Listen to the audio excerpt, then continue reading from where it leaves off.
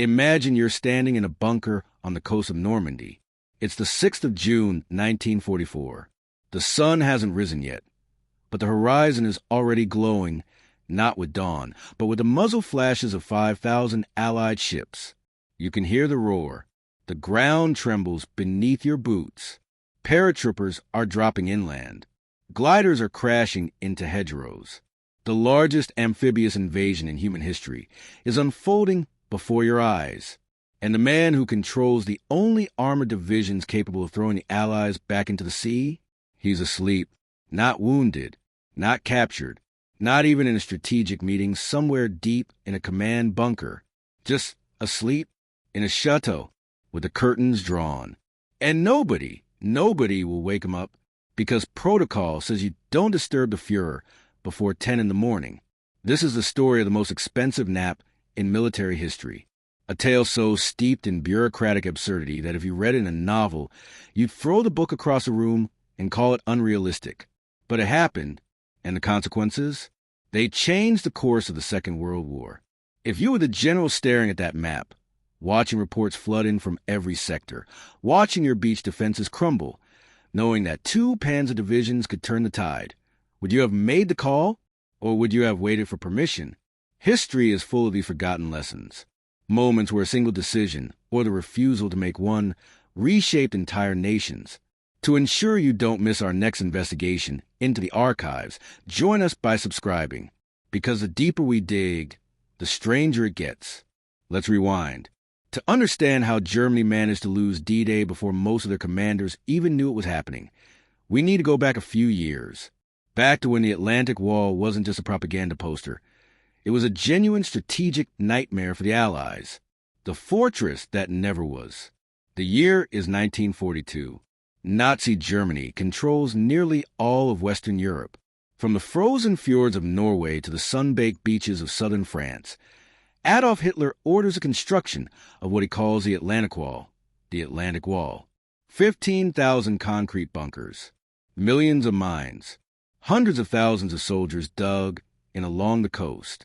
On paper, it's impregnable. Field Marshal Erwin Rommel, the famed Desert Fox, arrives in late 1943 to inspect the defenses. What he finds horrifies him. The bunkers are half-finished. The minefields are patchy. Entire stretches of coastline have nothing but a few machine gun nests and some barbed wire. Rommel realizes something the propagandists will never admit. The Atlantic Wall is a bluff. A magnificent, expensive bluff. But Rommel is a pragmatist. If the wall can't stop an invasion, then maybe, just maybe, he can stop it on the beaches. His philosophy is simple. Meet them at the waterline. Destroy the invasion force while they're still waiting ashore, seasick and disoriented. He orders hundreds of thousands of additional obstacles. Steel hedgehogs, wooden stakes, submerged mines. He floods fields to drown paratroopers. He aims every gun toward the sea. The war will be won or lost on the beaches, Rommel writes. We'll have one chance to throw them back into the sea. After that, it's over. He's right, but there's a problem. The Panzer debate. Rommel isn't the only general with an opinion. Enter Field Marshal Gerd von Rundstedt, Gert von Arjenstedt, the overall commander of German forces in the West. Von Rundstedt is old school, aristocratic, skeptical of Rommel's beach defense obsession. He believed the Atlantic Wall is useful for delaying an invasion, but not stopping it. His strategy? Hold the panzers, the armored divisions, in reserve. Let the Allies land. Let them push inland. Then, once you know where they're actually going, you hit them with a devastating counterattack. It's a debate as old as warfare itself. Do you commit everything to the first line of defense, or do you keep a mobile reserve? Both men make compelling cases. Rommel argues that Allied air superiority means any Panzer division try to move in broad daylight will be obliterated from above. You have to strike immediately, while the invasion is still chaos. Von Rundstedt counters that if you spread your armor too thin along the coast, the Allies will break through somewhere, and you'll have nothing left to stop them. Hitler, ever the micromanager, decides to split the difference. He gives Rommel some panzers near the coast.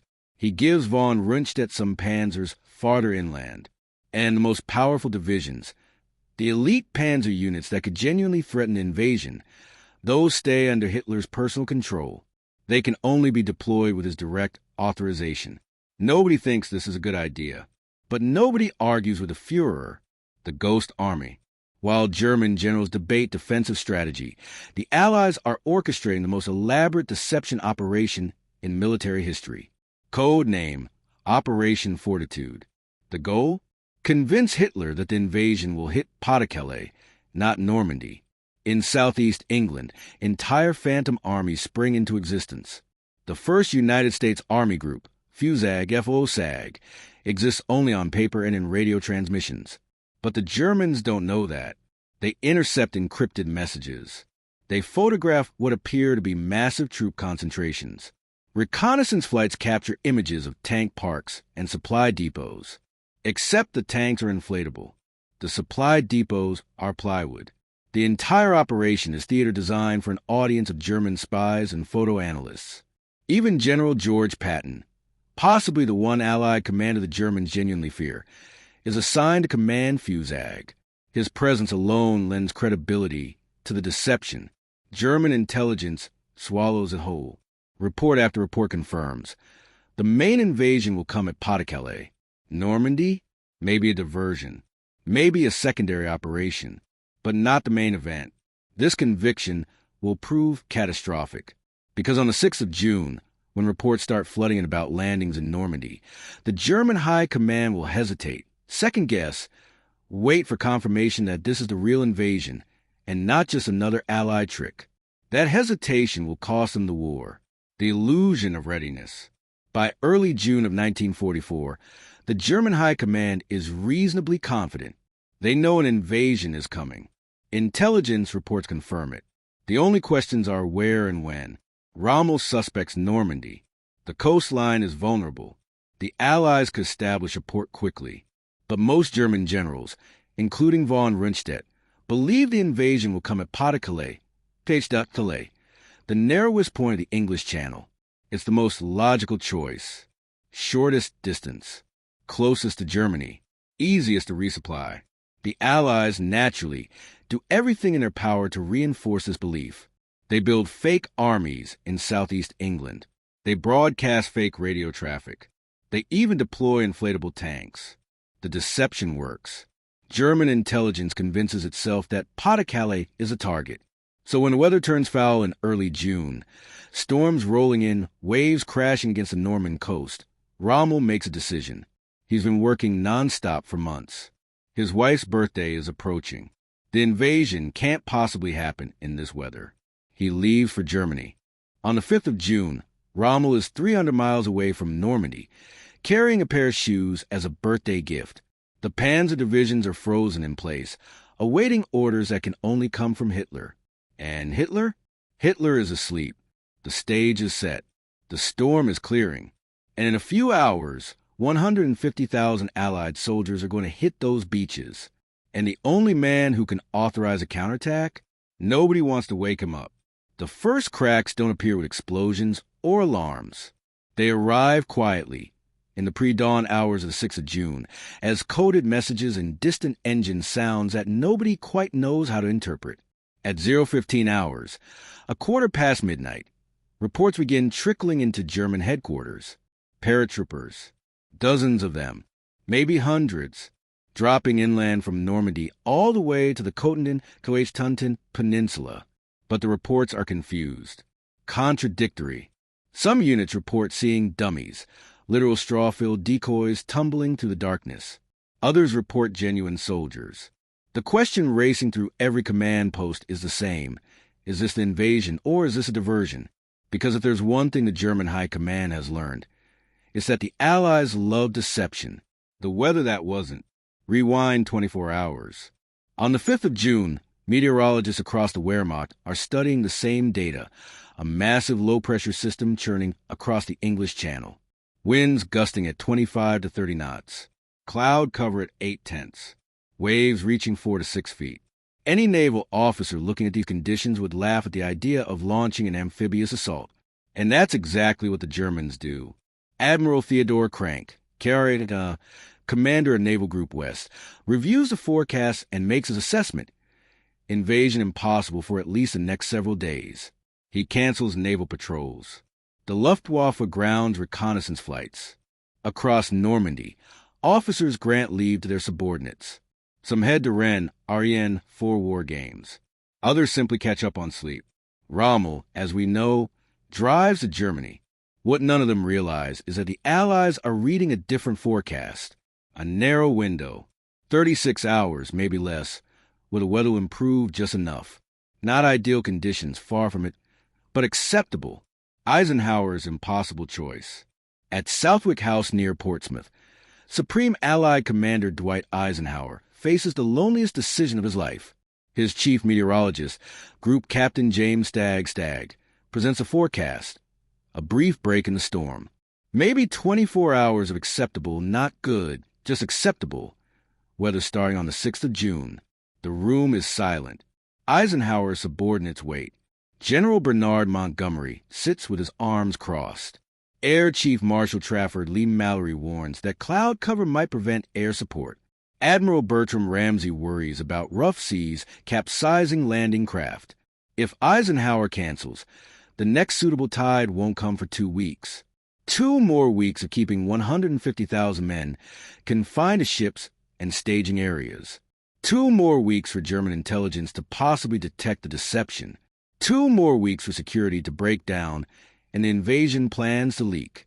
But if he launches and the weather worsens, if the landing craft sink before reaching shore, if the paratroopers scatter hopelessly in high winds, the invasion could fail.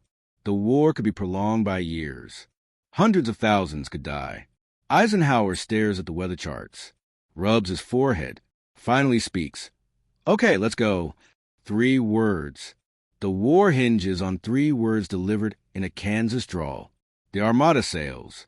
5,000 vessels slipping through the darkness while German radar operators assume any blips on their screens must be atmospheric interference. After all, who would invade in this weather? The paratroopers nobody believed. Captain Ernst During commands a signals intelligence unit near Kincon. He's been monitoring Allied radio traffic for months, cataloging patterns, building profiles. And tonight, something is very wrong. The frequencies are alive, not with the usual chatter. Supply requests routine check-ins, but with an intensity he's never heard before. Encoded bursts. Overlapping transmissions, the kind of volume you'd expect from a major operation. He picks up the phone, calls his superiors, reports what he's hearing. The response? Skepticism. You're probably intercepting exercises, they tell him. The Allies run drills all the time. But During knows the difference between a drill and the real thing. This is different. He can feel it in the rhythm of the transmissions. He calls again, insists, and finally, grudgingly, the information gets passed up the chain. It reaches Major General Edgar Feuchtinger, commander of the 21st Panzer Division, one of the few armored units actually near the invasion beaches. Feuchtinger is in Paris.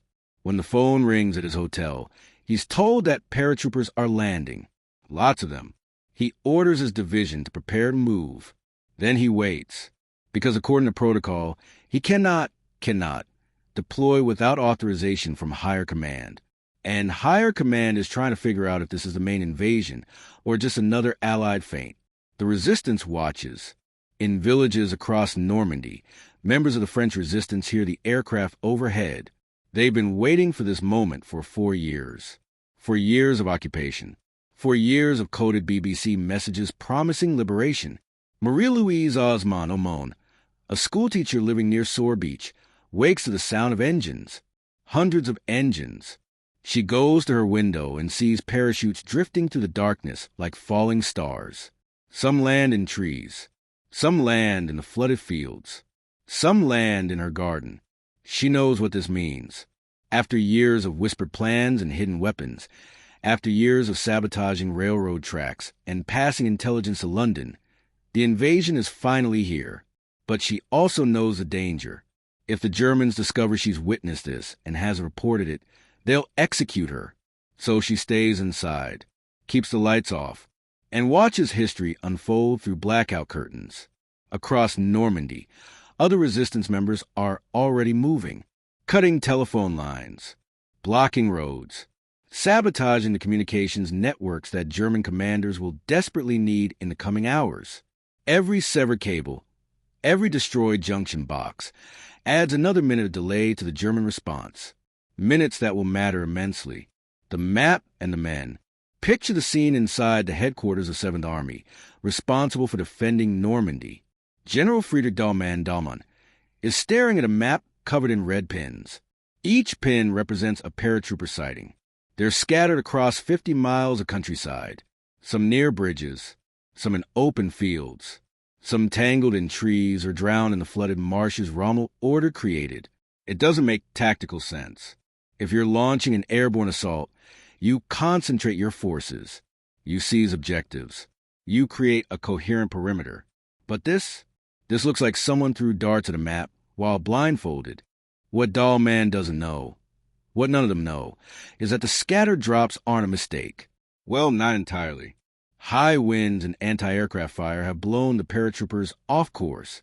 Yes, but those straw dummies, the ones falling alongside real soldiers, they're part of the plan. Operation Titanic. Hundreds of dummy paratroopers rigged with firecrackers and recording devices playing gunfire sounds, designed to spread confusion and pull German reserves away from the actual landing zones. And it's working. Dahlmann hesitates. Von Rundstedt hesitates. Nobody wants to wake Hitler with incomplete information. Nobody wants to be the general who cried wolf and mobilized the Panzer reserves for a diversion. So they wait. They watch. They compile reports. And while they're compiling, the horizon starts to glow. The sound before the storm.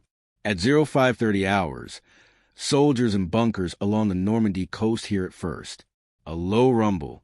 Distant, like thunder, except it doesn't fade. It grows. Deeper. Louder. Continuous. Some think it's a storm finally breaking. Others, the veterans who survived the Eastern Front, recognize it immediately. Naval guns. Big ones. Battleships. And if you can hear them from this far away, it means there are a lot of them. Corporal Friedrich Hein is manning an observation post near Omaha Beach. He steps outside his bunker and looks toward the sea. At first, he sees nothing, just darkness and the white caps of waves. Then, as his eyes adjust, he realizes the darkness itself is moving. It's not empty ocean. It's ships, hundreds of them, maybe thousands, stretching across the entire horizon like a migrating herd of iron whales. He grabs the field telephone, calls his company commander. "Sir, you need to see this." "See what?" "Everything. They brought everything." The frozen panzers. Back at 21st Panzer headquarters, Feutinger is pacing. It's been hours since the first reports of paratroopers. Hours of waiting for authorization to move. His tanks are fueled. His crews are ready. But the order doesn't come. He tries calling von Rundstedt's headquarters. The staff officers there are sympathetic but firm. The Panzer reserves fall under the Führer's direct control. Nobody can authorize their deployment except Hitler himself. Then wake him up, Feutinger says. There's a pause on the other end of the line. An uncomfortable silence that speaks volumes. "The Führer is not to be disturbed before 1000 hours, comes the reply. Standing orders. Feutinger hangs up, stands at the window. Somewhere to the north, he can hear the rumble of naval bombardment growing louder. The entire invasion could be stopped or at least severely disrupted if he moves now.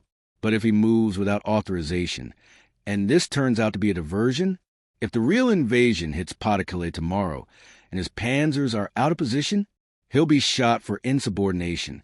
So he waits. They all wait. The illusion shatters. At 0630 hours, the naval bombardment reaches its crescendo. Shells the size of automobiles arc through the sky and slam into concrete bunkers. Some of Rommel's beach obstacles, those carefully placed hedgehogs of mines, are obliterated before a single Allied soldier sets foot on sand. Inside the bunkers, the noise is unbearable. Not just loud, physical, The concussive force of each impact rattles teeth and collapses lungs. Dust and smoke fill the air. Communication lines are cut. Runners sprint between positions, gasping out orders that nobody can hear over the roar. And then the landing craft appear. Hundreds of them, tiny gray rectangles emerging from the smoke, churning toward shore. The machine gunners open fire. Mortars launch. Artillery pieces that survived the bombardment zero in on the waterline. It's not enough. For every landing craft that gets hit, 3 more make it through. Ramps drop. Soldiers pour out into waist-deep water, burdened with 70 pounds of equipment, bullets kicking up spray around them. Some fall. Many fall. But enough keep moving. Enough reach the seawall. Enough start pushing inland. At 0900 hours, 9 in the morning, von Rundstedt's chief of staff, Major General Gunther Blumentritt Belomentritt, makes a decision. He calls the operations room of the Oberkommando der Wehrmacht, OHBR Kommando der Wehrmacht, the High Command, and requests permission to release the Panzer Reserves. The officer who answers is polite, professional, and utterly unhelpful. The Führer is still asleep. We cannot disturb him for this matter. This matter? Blumentritt's voice rises. The invasion has begun. We're not certain this is the main invasion. It could be a diversion for Pas-de-Calais. Then wake him up and let him decide. But they won't, because the last officer who woke Hitler unnecessarily spent the rest of the war on the Eastern Front. Because the culture of fear surrounding the Führer is so absolute that even in the middle of the largest amphibious invasion in history, nobody wants to be the bearer of bad news before breakfast. The panzers sit. The bunkers fall. The beaches fill with Allied soldiers. And in a chateau far from the coast, behind blackout curtains, Adolf Hitler sleeps to the beginning of the end. Adolf Hitler wakes at 10:30 in the morning, not to air raid sirens, not to frantic aides pounding on his door. He wakes naturally in his residence at the Berghof, high in the Bavarian Alps, 350 miles from the nearest beach where men are dying by the hundreds. His first indication that something might be wrong comes when his valet appears with breakfast and mentions, almost casually, that there have been reports of Allied activity in France. Activity, as if the word could possibly contain the magnitude of what's unfolding on the Norman coast. Inside the Berghof. The Berghof is a strange place for history to turn. It's beautiful, in an austere sort of way. Floor-to-ceiling windows overlook the Alps. Polished marble floors reflect sunlight. Hitler's personal quarters are surprisingly modest. A bedroom, a study, nothing ostentatious. But the protocols surrounding him are anything but modest. Nobody enters without permission. Nobody disturbs his sleep schedule. Nobody contradicts him. The entire complex operates on a mixture of fear and reverence that is calcified into paralysis. When the first invasion reports arrived in the early morning hours, staff officers debated among themselves. Should we wake him? Can this wait? What if it's a false alarm? Each man deferred to the next, and the decision climbed up the chain until it reached people too afraid to make it. So Hitler slept. He sips his tea, asks a few questions, doesn't seem particularly concerned. After all, he's been expecting an invasion for months. And if it's happening at Normandy, as the report suggests, then it's probably just a diversion. The real blow will come at Pas-de-Calais. Everyone knows this. The intelligence confirms it. Those phantom armies in southeast England aren't going to invade themselves. He finishes breakfast, gets dressed. Eventually, he convenes a meeting with his staff. It's nearly noon. The beaches are already lost. By the time Hitler is discussing whether this might be the actual invasion, Omaha Beach has become a killing ground that will haunt American memory for generations. Men crouch behind tank traps, pinned down by machine gun fire from bunkers that the naval bombardment somehow missed. Medics wade through surf turned pink with blood, try to reach wounded soldiers who keep getting hit by follow-up shots. Engineers attempt to clear obstacles while mortars walk across the sand toward them. Private Robert Sales from Virginia crouches behind a steel hedgehog, water lapping at his boots, and realizes he's trapped. Forward means crossing 50 yards of open sand under direct fire. Backward means drowning or getting shot in the water. He looks left and sees a sergeant lying motionless. looks right, and sees a medic working on someone who won't survive. So he does the only thing that makes sense. He moves forward, not heroically, not dramatically, just because staying still means dying. He sprints, makes it 10 yards before dropping behind a crater. Waits, sprints again. The bunker looming above him spits fire. But he's moving, and movement means there's still a chance. All along Omaha, small moments like this add up. A sergeant rallies a squad. A demolition team clears a path. A lone soldier flanks a machine gun nest. The invasion isn't won by grand strategy in this moment. It's won by exhausted, terrified men deciding that forward is the only option left. But they're still coming. Wave after wave. The doctrine is simple. You can't outrun bullets, so you push forward. You find cover. You advance. And slowly, agonizingly slowly, small groups of soldiers begin flanking the bunkers, tossing grenades through firing slits, silencing the guns one position at a time. At Utah Beach, the landing is almost accidental in its success. Strong currents push the assault boats south of their intended target. The officers realize a mistake and face a choice. Try to redirect thousands of men to the planned landing zone, or just go with it. Brigadier General Theodore Roosevelt Jr., son of the former president, cousin of the current one, wades ashore with the first wave, surveys the situation, and makes one of the war's most famous snap decisions. We'll start the war from right here. Turns out they've landed at the weakest point of the entire Atlantic wall. Pure luck. Within hours, Utah Beach is secure. At Juno and Golden Sword, the British and Canadian sectors, the story is similar. Brutal fighting, heavy casualties, but momentum, always momentum. Once you get off the beach, once you get past that first line of bunkers, the German defenses start to fragment. Communication breaks down. Units become isolated. The Wehrmacht is fighting the kind of battle it's least prepared for. A defensive scramble without clear orders, without reinforcements, without any sense of what higher command wants them to do. Because higher command is waiting for Hitler to make a decision. The man who couldn't move.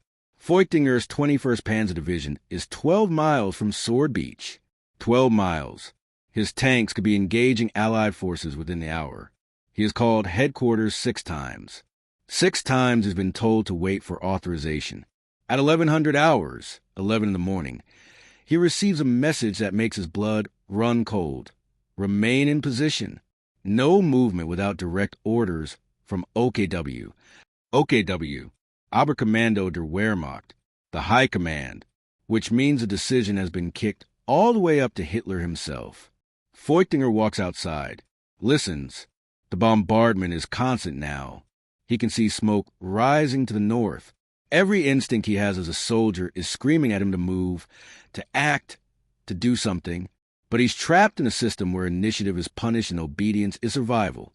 One of his junior officers approaches. Young, eager. Sir, we should move to contact. Even without orders. This is invasion. Feuchtinger looks at him for a long moment. If I move without authorization and I'm wrong, they'll execute me for insubordination. If I don't move and the invasion succeeds, they'll execute me for incompetence. Either way, I'm dead. But at least if I follow orders, my family won't be punished. The officer has no response to that, so they wait. The meeting that decided nothing. Hitler's conference room at the Berghof is elegant, with paneling, large windows overlooking the mountains, maps spread across a massive table. It looks like the nerve center of a global empire.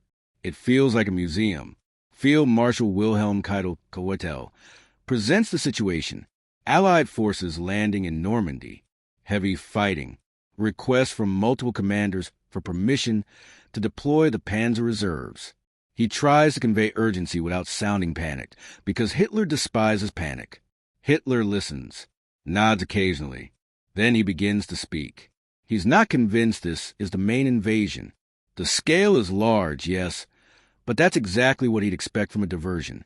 The real attack, the one that matters, will come at Pas-de-Calais. The Allies aren't stupid. They know Normandy is farther from Germany, harder to supply, easier to contain. No competent commander would choose Normandy as the primary invasion site. Therefore, this must be a feint. Keitel tries to interject. General Alfred Jodl, YHDL, chief of operations, tries to present counterarguments. But Hitler is already constructing the narrative in his mind. The Allies want him to commit his reserves to Normandy. Then, once the panzers are engaged and out of position, the real invasion will hit Pas-de-Calais, and there will be nothing to stop it. We will not fall for this trick, Hitler says. The panzer reserves remain where they are. Someone, accounts vary on who, suggests that perhaps they could release some units. A compromise. Deploy enough armor to test the Allied commitment without fully committing the reserves. Hitler considers this. Finally, grudgingly, he agrees. Feuchtinger's 21st Panzer Division can move, one division, against 5,000 ships. The authorization is sent at 1500 hours, 3 in the afternoon. By then, the Allies have established a foothold on every beach except Omaha, which is still contested but no longer in doubt. Tens of thousands of soldiers are inland. Engineers are clearing paths through minefields. Artillery is being hauled up from the beaches. One Panzer Division is not going to change that. The counterattack that came too late. Feuchtinger received the order and immediately mobilizes. His tank crews have been sitting in their vehicles for hours, engines idling, nerves frayed. When the word finally comes, there's almost a sense of relief. At least now they can do something. The 21st Panzer Division rolls north toward the coast. 70 Mark IV tanks, assault guns, mechanized infantry. On paper, it's a formidable force. In reality, it's driving into a meat grinder. Allied fighter bombers have been circling the skies all day, waiting for exactly this moment. The moment when German armor tries to move in daylight. The Typhoons and Thunderbolts peel off and dive, rockets trailing fire, machine guns stitching the roads. Tank commanders who survived years on the Eastern Front suddenly find themselves facing an enemy that attacks from above with impunity. Lieutenant Hans von Luck, commanding battalion in the division, watches 3 of his tanks brew up within minutes of leaving their assembly area. The pilots are relentless, methodical. They hit the lead vehicle to block the road, then work backward, destroying the trapped column. Von Luck orders his men to scatter, to use the hedgerows for cover, but it barely helps. The Allies own the sky. Some tanks make it through. They engage British forces near the village of Bieville, managing to create a brief gap between Juno and Sword beaches. For about 45 minutes, there's a genuine chance they might drive all the way to the coast and split the invasion force. Then the naval guns find them. Destroyers offshore adjust their aim. Shells the size of trash cans begin falling on the panzer column with methodical precision. The tanks scatter. Some retreat. Some try to push forward and get picked off by anti-tank guns that the British have already positioned. By nightfall, the 21st Panzer Division has lost nearly half its armor and accomplished nothing. Feuchtinger pulls his remaining forces back, sets up defensive positions, prepares for the next day. But there won't be a next day, not like he imagines, because while he's been fighting for every yard of Norman soil, the Allies have been landing more troops, more tanks, more artillery. By midnight, 156,000 soldiers are ashore. The invasion isn't a foothold anymore. It's a fact. The silence in the command room. Back in Germany, Hitler is receiving updated reports. The Panzer counterattack has failed. Allied forces are consolidating. Requests are flooding in from every commander in Normandy. Send reinforcements, send supplies, send something. Hitler stares at the maps. The pins showing Allied positions have multiplied. The red arrows showing planned German counterattacks haven't moved. For the first time, there's a flicker of doubt in his eyes. Not regret. Not yet. Just doubt. He tells Keitel to keep the remaining panzer reserves in position. The invasion at Pas-de-Calais could still come. They need to be ready. It's a decision that will cost Germany the war.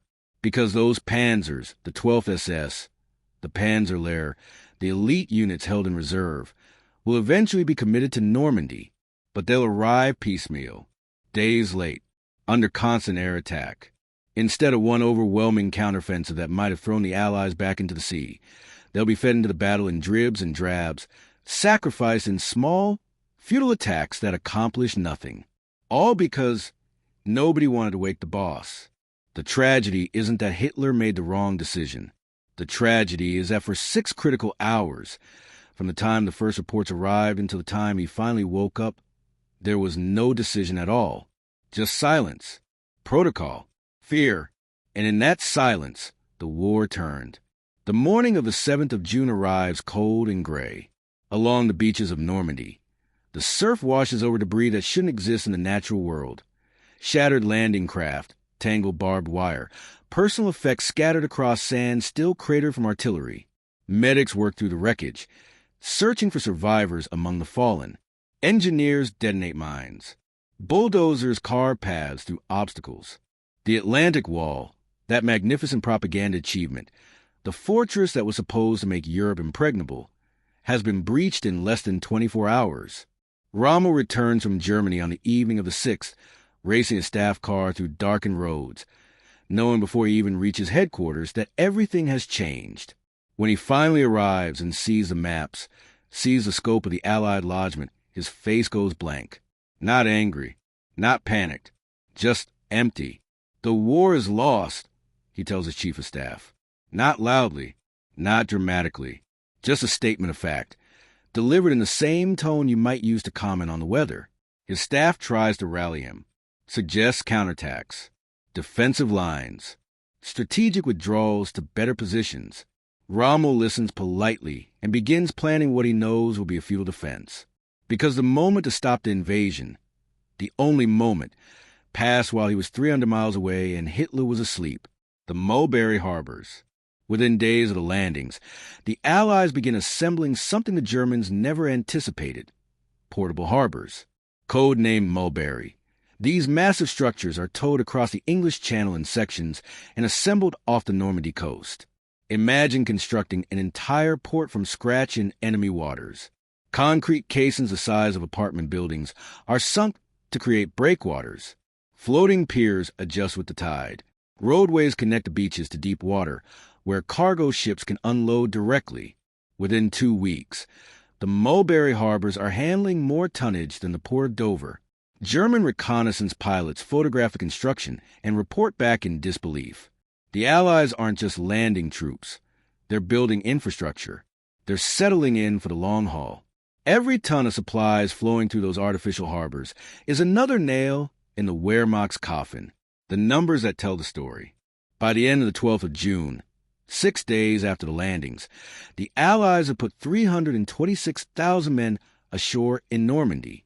They control a beachhead roughly 60 miles wide and 10 miles deep. Artificial harbors are processing thousands of tons of supplies daily. Airfields are being constructed in fields that were growing wheat just a week ago. German reinforcements are finally arriving, but they're arriving shattered.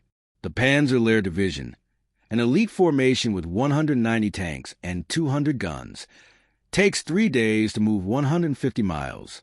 Under constant air attack, they lose a third of their vehicles before ever engaging the enemy. Commanders report to headquarters that daytime movement is suicidal.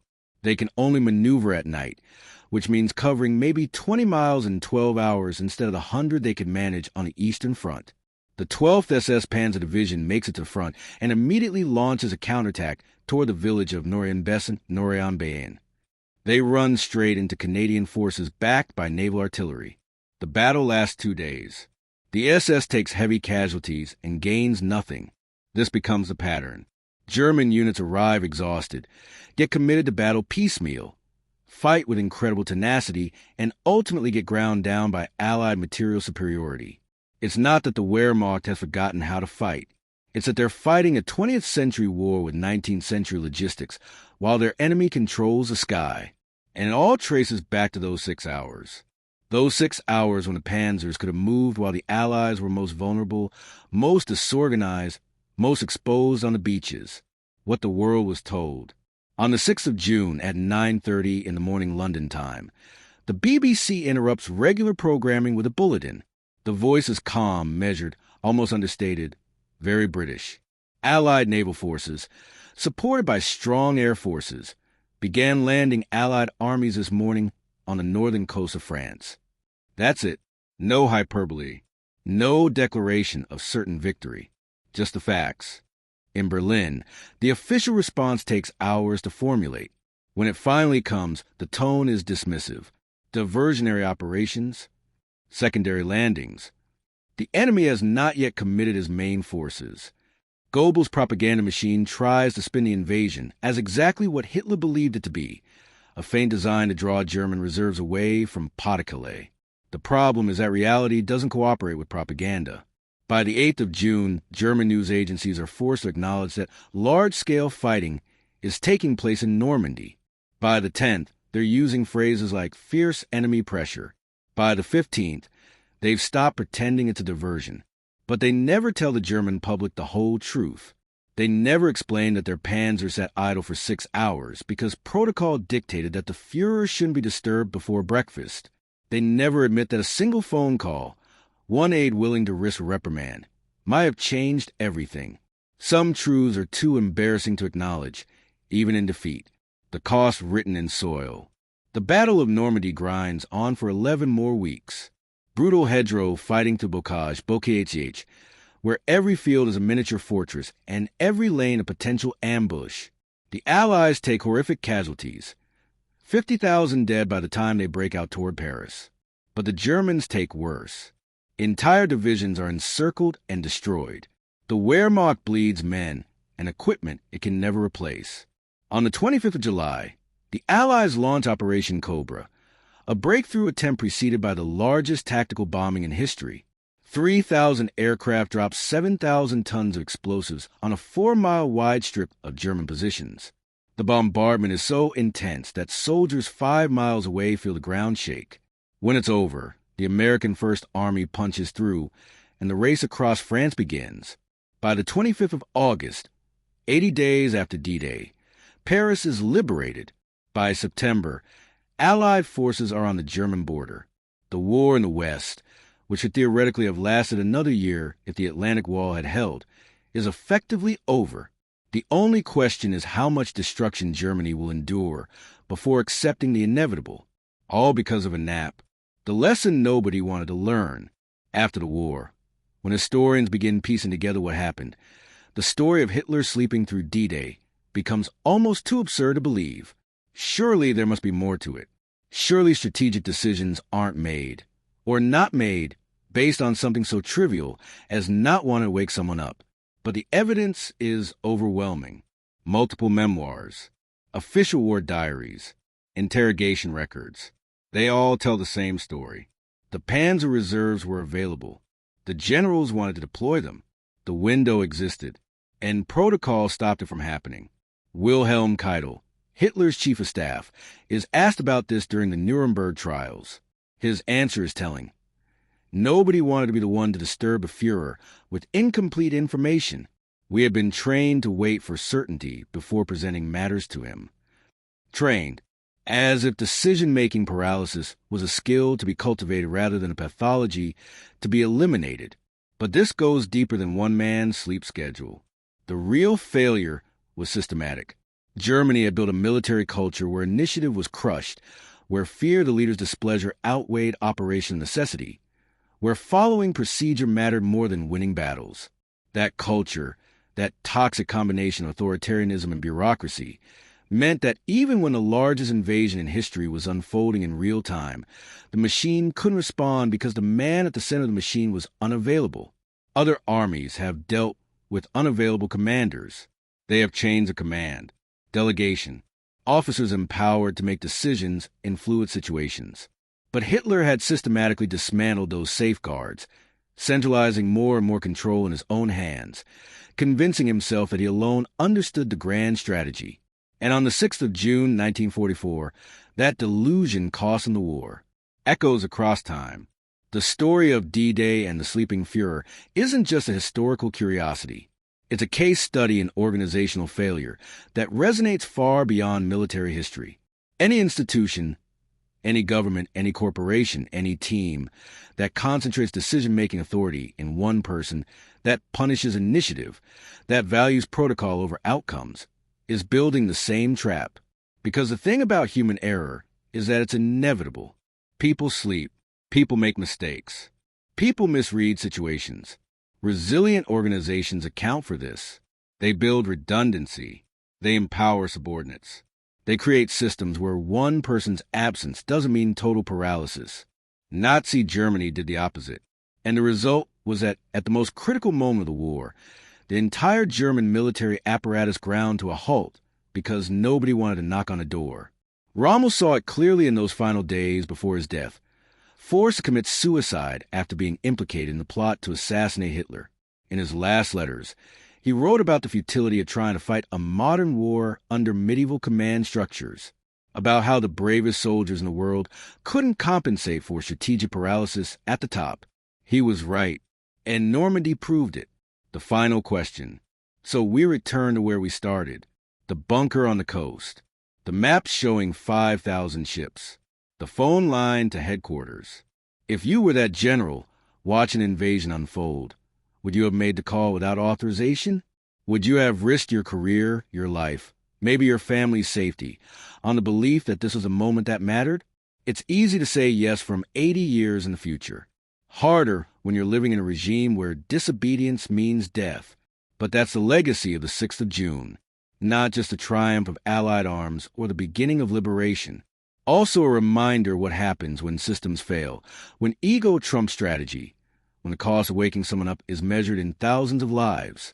History doesn't repeat, but it rhymes. And the rhythm of D-Day, the tragic irony of human error at the highest levels, still echoes whenever we build institutions that cannot function without a single irreplaceable person at the center. The archives hold countless stories like this one, moments where the course of history pivoted on decisions so small, so human, that they almost seem unreal. To continue investigating these forgotten turning points with us, subscribe and join the search for truth in the details that history books often skip, because sometimes the most important battles are fought not on beaches, but in the corridors where someone chose protocol over action, and that choice changed the world.